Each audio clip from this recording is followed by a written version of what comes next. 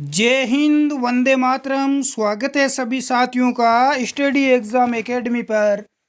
तो साथियों, आज अपनी क्लास होने वाली है राजस्थान जीके स्पेशल क्लास होने वाली है। ज्योग्राफी से रिलेटेड राजस्थान की कुछ जो नदियां हैं उनसे रिलेटेड जो एग्जाम में प्रश्न हमारे निकलते हैं वही क्वेश्चन आज आपके सामने हम लेके आए हैं। काफ़ी महत्वपूर्ण है, जो बार बार एग्जाम में पूछे जाते हैं। तो सभी साथी एक बार लाइव जुड़ जाएं। और क्लास स्टार्ट करने से पहले बता दूं साथियों कि अपनी स्टडी एग्जाम एकेडमी पब्लिकेशन की नई ई बुक लॉन्च हो चुकी है, महिला व बाल अपराध, साथ में कंप्यूटर, और इसके साथ में राजस्थान का करंट जीके आपको मिलने वाला है। इसकी प्राइस 30 रुपये इस बुक की रखी गई है। 30 रुपये की बुक है, जिसमें 289 पेज इसमें मिलेंगे। और काफ़ी अच्छी बुक है ये। राजस्थान की सबसे लोकप्रिय बुक पहली बार पब्लिकेशन हुआ है इस बार, बहुत ही धमाकेदार है। ये व्हाट्सएप हेल्पलाइन नंबर है, इस पर आप व्हाट्सएप करके इस बुक को आप ले सकते हैं। बिल्कुल सभी साथी लाइव जुड़ चुके हैं, स्टार्ट करते हैं। पहला प्रश्न आपके सामने स्क्रीन पर आ चुका है। यदि आंसर आ रहा है तो कमेंट बॉक्स में आप जरूर बताया करो। चूलिया जलप्रपात किस नदी पर एवं किस जिले में है? चूलिया जलप्रपात किस नदी पर है और किस जिले में, आपसे पूछा गया है। यदि आपको आंसर आ रहा है तो आप कमेंट बॉक्स में जरूर बताएं। तो बिल्कुल सभी विद्यार्थी यहाँ पर करेक्ट आंसर दे रहे हैं। तो साथियों, इसका राइट आंसर यहाँ पर हो जाएगा चम्बल नदी पर है और चित्तौड़गढ़ जिले में है। चूलिया जलप्रपात चम्बल नदी पर बना हुआ है और ये किस जिले में है? चित्तौड़गढ़ जिले में है। यहाँ पर मैं बात करूँ चूलिया जलप्रपात की, तो ये राजस्थान का सबसे ऊंचा जलप्रपात है। ध्यान रखना, राजस्थान का सबसे ऊंचा जलप्रपात आपसे पूछा जाए तो वो आपका चूलिया जलप्रपात हो जाएगा।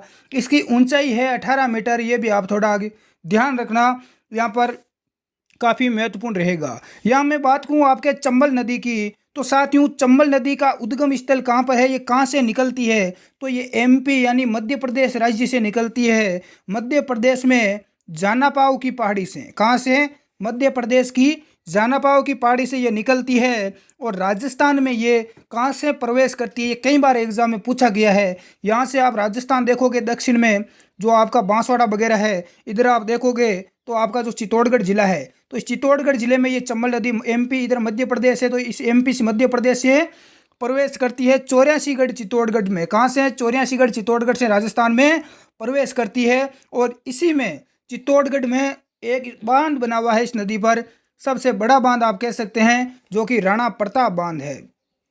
राणा प्रताप बांध भी इस चंबल नदी पर ही बना हुआ है चित्तौड़गढ़ में। राजस्थान का भराव क्षमता की दृष्टि से सबसे बड़ा बांध कौन सा है? तो ये ध्यान रखना, राणा प्रताप सागर बांध है। ये भी एग्जाम में पूछा जाता है। या अगर आगे बात करें मैं चंबल नदी की, तो चंबल नदी यहाँ से आगे बढ़ती है, तो यहाँ पर आप देखोगे तो इसके आगे यहाँ पर एक भैंसरोडगढ़ दुर्ग है। कौन सा दुर्ग है? भैंसरोडगढ़ दुर्ग। भैंसरोडगढ़ दुर्ग कहाँ पर है? चित्तौड़गढ़ में है। इसे जल दुर्ग कहा जाता है। क्यों? क्योंकि ये चंबल और बामणी दो नदियों के किनारे बना हुआ है। कौन कौन सी नदियों के किनारे है ये भैंसरोडगढ़ दुर्ग? एक तो आपकी चंबल नदी है और एक आपकी कौन सी नदी है? बामणी नदी है। कौन सी नदी है? बामणी नदी। मैं नदियां आपको पढ़ा दूंगा, आप चिंता ना करें। और इस भैंसरोडगढ़ दुर्ग को राजस्थान का वल्लोर भी कहा जाता है। आगे बढ़ते हैं अगले प्रश्न की ओर, बिना देरी किए हुए। बिल्कुल इसका राइट आंसर सी हो जाएगा। नेक्स्ट क्लास में आगे बढ़ने से पहले बता दूं, यदि कोई भी मेरा साथी जो पटवार एग्जाम की तैयारी कर रहा है उनके लिए अनअकैडमी एप्लीकेशन पर 11 अगस्त से ही नया बैच स्टार्ट हुआ है पटवार का स्पेशल। यहाँ पर आपको लाइव क्लास मिलेगी, recorded video, test series, mock test, सब कुछ मिलने वाला है। अनअकैडमी ऐप को अभी डाउनलोड करें, लिंक नीचे डिस्क्रिप्शन बॉक्स में है। यदि आप मेरा कोड यूज करते हो राजपाल 10, तो आपको 10% का इसमें डिस्काउंट भी मिल रहा है। अगला क्वेश्चन आपके सामने स्क्रीन पर आ चुका है। किस संभाग में सर्वाधिक नदियां हैं? बहुत ही गजब का प्रश्न है। ऐसा कौन सा संभाग है जिसमें सर्वाधिक नदियां हैं? जयपुर, जोधपुर, कोटा या उदयपुर? तो इसका राइट आंसर क्या हो जाएगा? यहाँ पर 3 नंबर आपका राइट आंसर हो जाएगा, कोटा। कोटा एक एकमात्र ऐसा संभाग है जिसमें सर्वाधिक नदियां बहती है। ये आप ध्यान रखना, बिल्कुल राइट हो जाएगा। नेक्स्ट यहाँ पर बात करें हम अगले प्रश्न की, तो राजस्थान में सतही जल सर्वाधिक मात्रा में किस नदी में उपलब्ध है? सर्वाधिक जो सतह के ऊपर जो जल होता है वो सर्वाधिक किस नदी में है? चंबल, माही, बनास या खारी नदी? यदि आपको आंसर आ रहा है तो कमेंट बॉक्स में आप जरूर बताएं। बिल्कुल सभी विद्यार्थी राइट आंसर दे रहे हैं, चंबल नदी हो जाएगा। ये भी राजस्थान की सबसे लंबी नदी भी चंबल ही है, ध्यान रखना। बिल्कुल यहाँ पर राइट है सभी स्टूडेंट्स का। अगला प्रश्न देखें, अगले क्वेश्चन की ओर बढ़ते हैं। अगला है आपके सामने, कौन सी खारे पानी की झील नहीं है? सांबर झील, पचपदरा, कायलाना या लूणकरणसर। सांबर झील जयपुर जिले में है, पचपदरा बाड़मेर जिले में है, कायलाना जोधपुर में है, लूणकरणसर अपनी बीकानेर जिले में है। तो खारे पानी की झील इनमें से कौन सी नहीं है लाडलू? तो बिल्कुल हो जाएगा कायलाना झील, जोधपुर। बिल्कुल राइट हो जाएगा। सबसे बड़ी झील अपनी कौन सी है? सांबर झील है, जयपुर में। बिल्कुल यहाँ पर 3 नंबर सभी का करेक्ट है। अगला प्रश्न आपसे पूछा गया है, कौन सा जोड़ा इनमें से गलत दिया हुआ है? चिल्का झील उड़ीसा में, पंचपदरा बाड़मेर, बालोतरा कहाँ पर है? बाड़मेर में है। सांबर लेक जयपुर में है, सांबर झील। इसके अलावा लूणकरणसर झील कुचामन। तो कौन सा इनमें से गलत जोड़ा दिया हुआ है आपको, वो आपको बताना है। तो बिल्कुल कमेंट बॉक्स में बताएं। देखें, जो स्टूडेंट 4 नंबर बता रहे हैं उन सभी का सही है। लूणकरणसर झील कहाँ पर है? कुचामन में। बिल्कुल कुचामन में नहीं है। तो कहाँ पर है लूणकरणसर झील? आंसर कमेंट बॉक्स में बताएं। बिल्कुल राइट आंसर क्या हो जाएगा? लूणकरणसर झील कहाँ पर है लाडलू? बिल्कुल बढ़ते हैं अगले प्रश्न की ओर। अगले प्रश्न की ओर बढ़ते हैं। अगला है, राजस्थान की बारहमासी नदी है, यानी लगातार 12 महीने तक बहने वाली नदी कौन सी है? चंबल, लूणी, बनास, काली सिंध। बाकी नदियां जब बारिश होती है तो बारिश में ही बहती है, लेकिन एक ऐसी नदी है जो जब बारिश नहीं भी होती है तो भी ये नदी बहती रहती है। ऐसी कौन सी नदी है बारहमासी? बिल्कुल आंसर बताएं। तो इसका राइट आंसर क्या हो जाएगा? 1 नंबर हो जाएगा, चंबल नदी है। ध्यान रखना। अब मैं आपको चंबल नदी के बारे में थोड़ा बता देता हूँ। मैंने पहले भी बता दिया, ये जानापाव की पहाड़ी मध्य प्रदेश से निकलती है। इसके अलावा किन किन जिलों में ये बहती है? सबसे पहले आपका आ जाएगा इधर चित्तौड़गढ़ जिला, उसके बाद में कोटा आ गया, कोटा के बाद में कौन सा आ गया आगे? बिल्कुल सवाई माधोपुर से होती हुई करौली, करौली से होती हुई ये कहाँ पर चली जाती है? यमुना। बिल्कुल इटावा, इटावा में जाकर ये यमुना नदी में मिल जाती है। ये यमुना नदी में मिल जाती है इटावा में जाकर, यूपी उत्तर प्रदेश में जाकर। राजस्थान की सबसे लंबी नदी है ये भी आप थोड़ा ध्यान रखना। बहुत सारे इस पर बांध बने हुए हैं, काफ़ी इससे जल की पूर्ति होती है इस नदी से। इस नदी पर त्रिवेणी संगम बनते हैं जो काफ़ी महत्वपूर्ण एग्जाम में पूछे जाते हैं। त्रिवेणी संगम का मतलब क्या है? मान लो इधर से ये चंबल नदी जा रही है, इधर से अपनी चंबल नदी जा रही है, और इसमें दो तरफ से मान लो एक और नदी आकर मिल गई, इधर से भी नदी आ गई, इधर से भी आ गई, तो यहाँ पर 3 तरफ से नदियाँ आ गई। तो इससे क्या हो गया? त्रिवेणी संगम बन गया, यानी इसमें 3 नदियाँ आकर मिलती है एक जगह। तो ये त्रिवेणी संगम बनता है। एक आपका सवाई माधोपुर में बनता है। कहाँ पर? सवाई माधोपुर में, जिसे रामेश्वर घाट बोलते हैं। क्या बोलते हैं? रामेश्वर घाट। यहाँ पर ये त्रिवेणी संगम बनाती है चंबल नदी। कौन कौन सी नदियाँ मिलती है? तो चंबल नदी होगी, एक बनास नदी होगी। कौन सी नदी होगी? बनास नदी। ये भी यहाँ पर सवाई माधोपुर में, यानी पिपलूद बांध है सवाई माधोपुर में, उससे पहले ये आकर मिलती है। इसके अलावा एक नदी आती है सीप। कौन सी आती है? सीप नदी। तो ये तीनों नदियाँ मिलती हैं, त्रिवेणी संगम बनता है रामेश्वर घाट सवाई माधोपुर में। इसे मीणाओं का प्रसिद्ध मीणाओं का तीर्थ स्थल है वो कौन सा है? मीणाओं का जो प्रसिद्ध स्थल है वो रामेश्वर घाट, ये ध्यान रखना, सवाई माधोपुर में। इसका उपनाम मीणाओं का प्रयाग भी बोला जाता है। मीणा जो अपनी जनजाति है मीणा, इन मीणाओं का प्रयाग भी बोला जाता है। किसको? रामेश्वर को, रामेश्वरम घाट को। इसके अलावा कौन कौन सी नदियाँ हो गई? चंबल, बनास और शीप नदियाँ आकर यहाँ पर मिलती है। आगे देखें अगला प्रश्न। अगला है, कौन सी नदी अरब सागर में गिरती है? कुछ नदियां अरब सागर में गिरती है, कुछ बंगाल की खाड़ी में, कुछ खंबात की खाड़ी में। तो अरब सागर में कौन कौन सी नदी गिरती है इनमें से? माही, चंबल, बनास या खारी? आंसर बताएं देखे कमेंट बॉक्स में।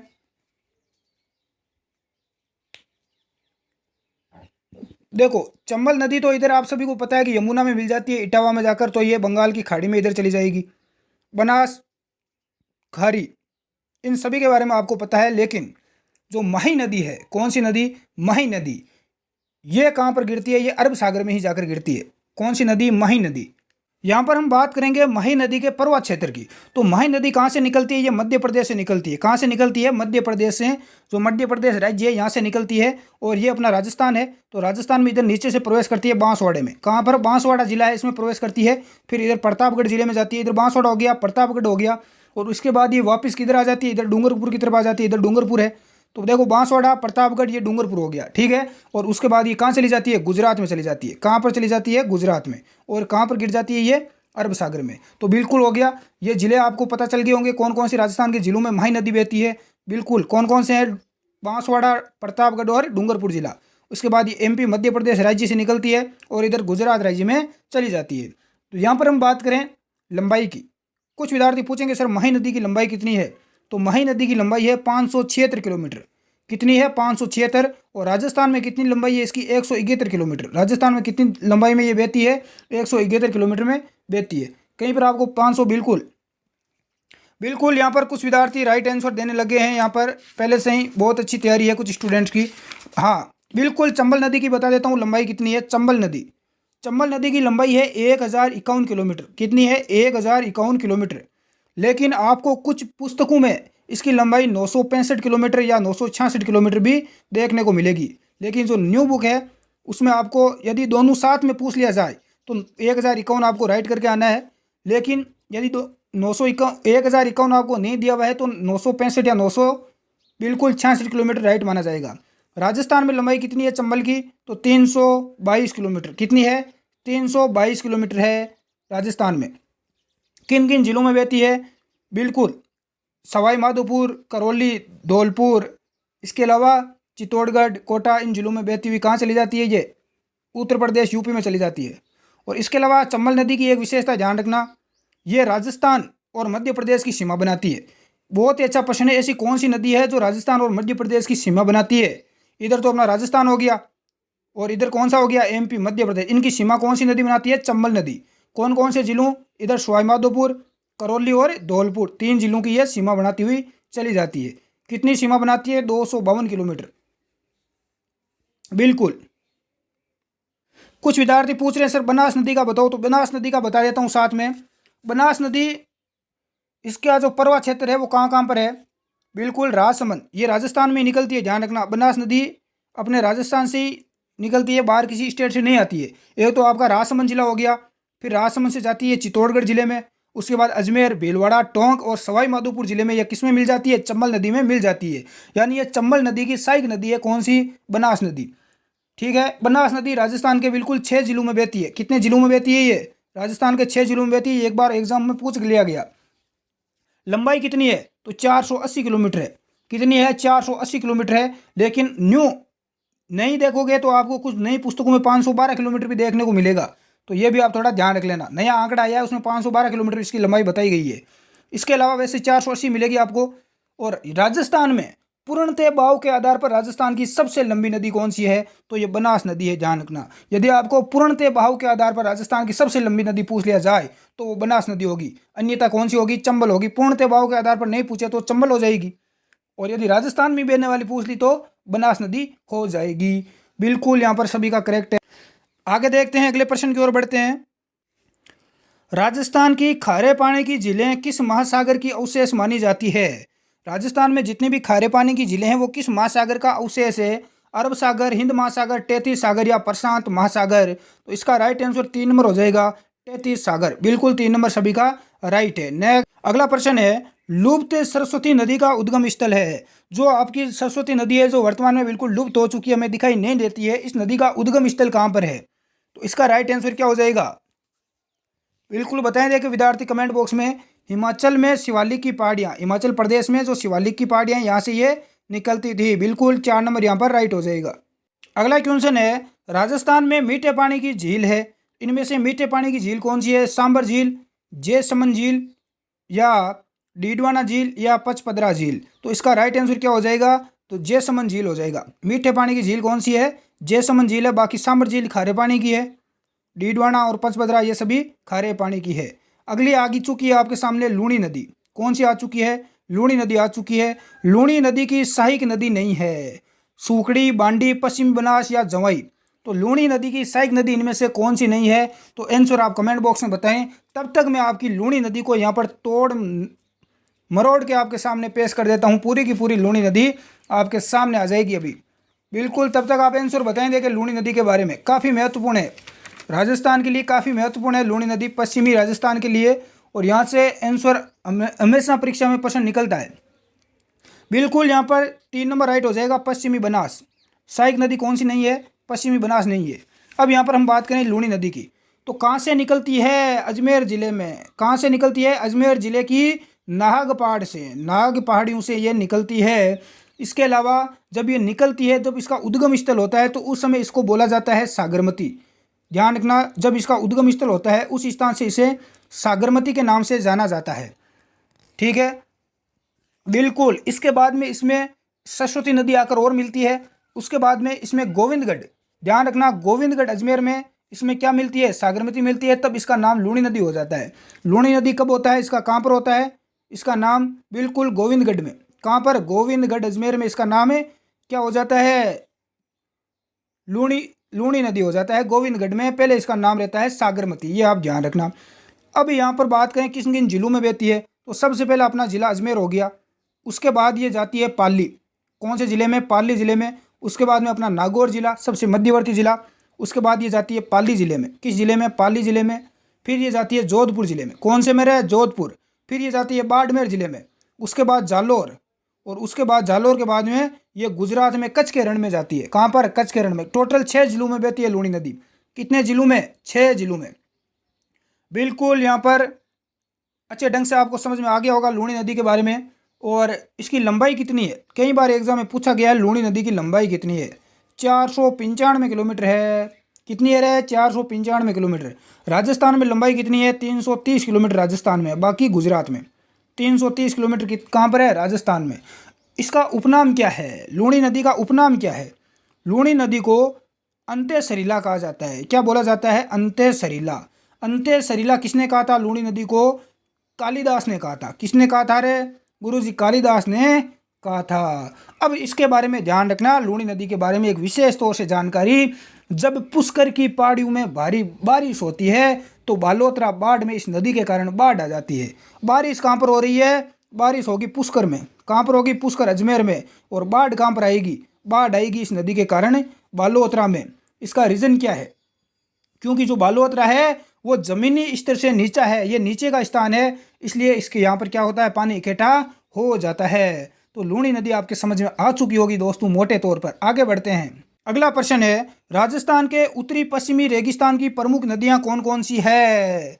उत्तरी और पश्चिमी रेगिस्तान की आपको नदियां पूछी गई है, तो है ये अपनी जवाई, बांडी, लूणी, सूकड़ी और गग्गर, ये सभी हो जाएगी।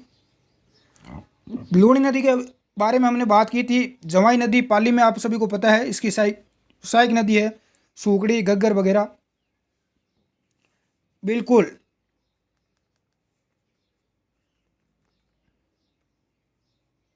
अगला है, चंबल नदी किस जिले से नहीं गुजरती है। चित्तौड़गढ़, कोटा, धौलपुर या झालावाड़। तो इसका राइट आंसर आपको दिखाई दे दिया होगा, झालावाड़।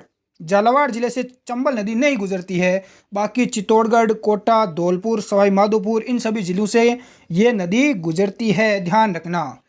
अगला प्रश्न देखें। अगला प्रश्न है, निम्न में से किस जिले में बनास नदी नहीं बहती है। अजमेर, राजसमंद, चित्तौड़गढ़ या उदयपुर। किस जिले में बनास नदी नहीं बहती है। मैंने आपको पहले ही बता दिया, बनास जो नदी है वो राजसमंद जिले से निकलती है। तो राजसमंद, चित्तौड़गढ़, अजमेर, भीलवाड़ा, टोंक, सवाई माधोपुर, इन 6 जिलों में ये नदी बहती है। तो इनमें से कौन सा जिला छूट गया, तो उदयपुर छूट गया। बिल्कुल 4 नंबर हो जाएगा आपका राइट आंसर। नेक्स्ट, अगला प्रश्न है, चंबल नदी का उद्गम स्थल है। जानापाव की पहाड़ी मध्य प्रदेश, खमनोर की पहाड़ियाँ राजसमंद, मेहद झील मध्य प्रदेश या देवास मध्य प्रदेश। तो चंबल नदी कहाँ से निकलती है, जानापाव की पहाड़ी मध्य प्रदेश से। क्लास अच्छी लगी हो तो लाइक और शेयर जरूर करें, सभी विद्यार्थी लाइक जरूर कर दें।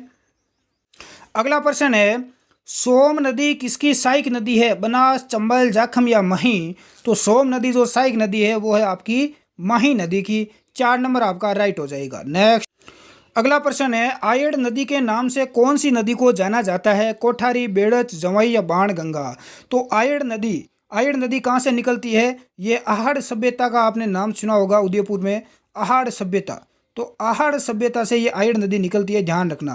और उसके बाद ये कहाँ पर आकर गिरती है, अरे जो आयड़ नदी है वो उदय सागर झील में आकर गिरती है। कहाँ पर है, उदय सागर झील, उदयपुर में है उदय सागर झील, यहाँ पर आके नदी गिरती है। उसके बाद में इसका नाम बदल कर क्या हो जाता है, बेड़च हो जाता है। क्या नाम हो जाता है, बेड़च। तो 2 नंबर राइट हो जाएगा।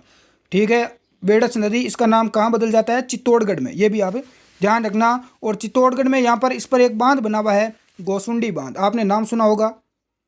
तो ये बांध भी इसी नदी पर है, ध्यान रखना। और उसके बाद में यदि नदी किसकी सहायक नदी है ये भी ध्यान रखना अयड, ये बनास नदी की सहायक नदी है। किसकी है? बनास नदी की ये सहायक नदी है। बिल्कुल। ये कहाँ पर जाकर मिलती है फिर बनास में? बिगोद भीलवाड़ा। भीलवाड़ा जिले से कोई विद्यार्थी उसको पता होगा, बिगोद भीलवाड़ा में जाकर ये मिलती है। और यहाँ पर ये त्रिवेणी संगम बनता है, यानी तीन नदियाँ यहाँ पर मिलती है, त्रिवेणी संगम बनता है। कौन कौन सी? बनास आ गई एक तो अपनी बनास नदी, क्योंकि इसकी सहायक नदी है। इसके अलावा अपनी एक ये बेड़च हो गई, और इसके साथ में एक नदी आकर मिलती है मेनाल। कौन सी? मेनाल।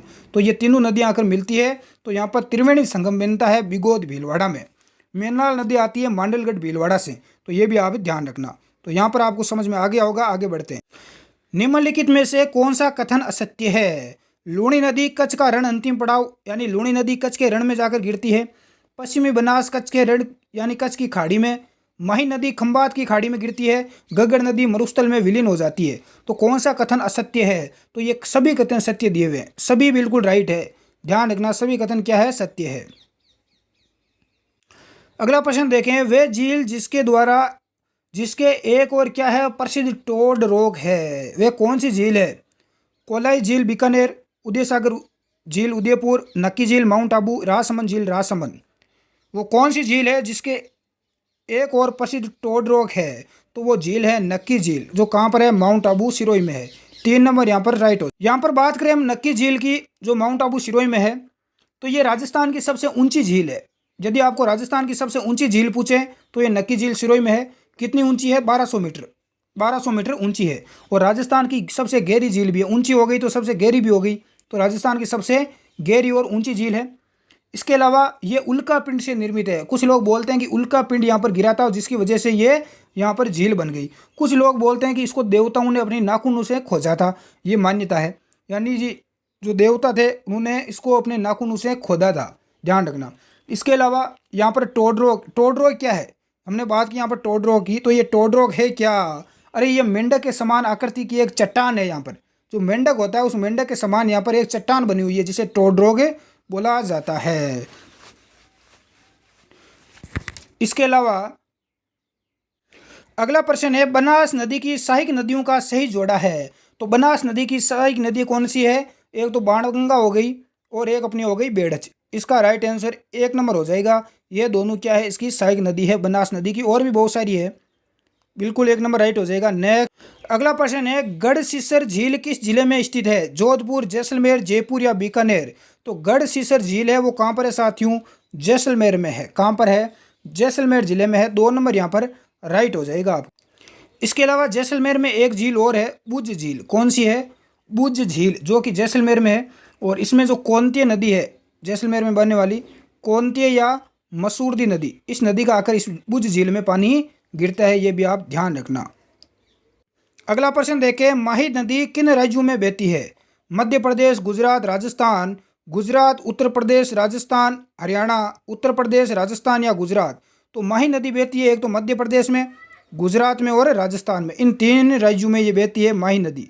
पहले भी बता चुका हूँ इसके बारे में। इसका ए यहाँ पर राइट आंसर हो जाएगा। अगला देखें, राजस्थान में सर्वाधिक औसत वार्षिक वर्षा वाला जिला है? बांसवाड़ा, उदयपुर, सिरोही या झालावाड़? तो औसत सर्वाधिक जो वार्षिक वर्षा वाला जिला है वो है अपना झालावाड़ जिला। कौन सा जिला है? झालावाड़ में होती है सर्वाधिक। 4 नंबर यहाँ पर राइट हो जाएगा।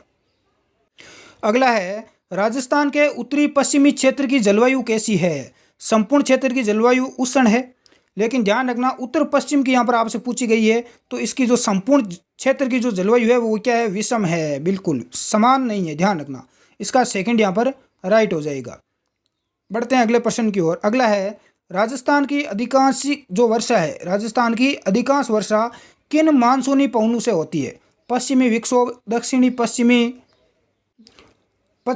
पछुआ हवाएं या इनमें से कोई नहीं? इसका राइट आंसर क्या हो जाएगा?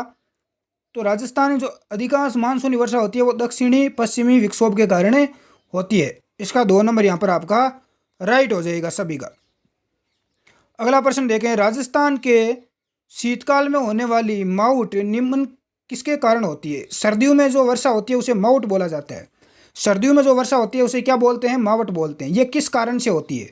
बंगाल की खाड़ी के मानसून के कारण, दक्षिणी पश्चिमी मानसून हवाएं, पश्चिमी विक्षोभ या पछुआ हवाएं? इसका राइट आंसर क्या हो जाएगा? ये प्रश्न कई बार एग्जाम में पूछा गया है, तो ये पश्चिमी जो विक्षोभ है इसके कारण होती है, ध्यान रखना, मावट। सर्दी में जो बारिश होती है वो पश्चिमी विक्षोभ के कारण होती है।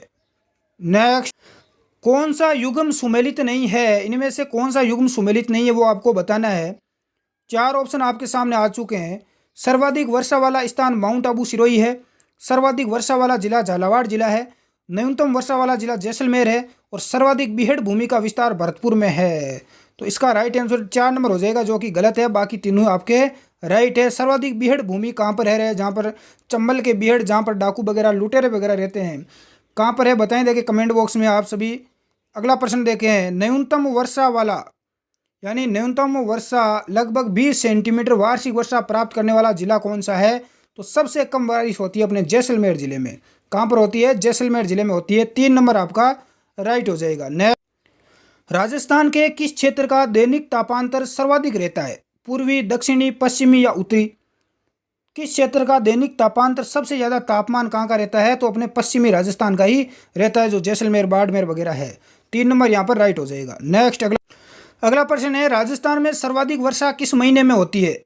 सर्वाधिक वर्षा किस महीने में होती है? जून, जुलाई, अगस्त, सितंबर। आप सभी को पता है कि पिछले महीने में अपने खूब बारिश हुई थी। किस महीने में?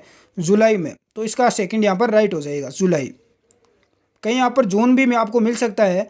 अगला प्रश्न देखें, जुलाई यदि ऑप्शन में नहीं तो आपका जून राइट हो जाएगा। राजस्थान के दक्षिणी और दक्षिणी पश्चिमी भाग में तापमान अपेक्षाकृत कम रहने का प्रमुख कारण क्या है?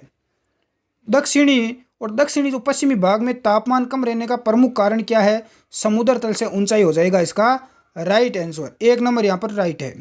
तो आज की क्लास में इतना ही। किसी भी विद्यार्थी को हमारी महिला बाल अपराध की ई बुक लेना है तो इस व्हाट्सएप नंबर पर आप संपर्क करके ले सकते हैं और बेहतरीन तैयारी कर सकते हैं। राजस्थान की सबसे लोकप्रिय ई बुक लॉन्च हुई है पहली बार स्टडी एग्जाम एकेडमी के द्वारा।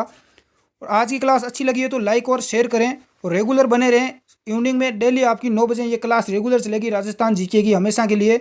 धन्यवाद। जय हिंद।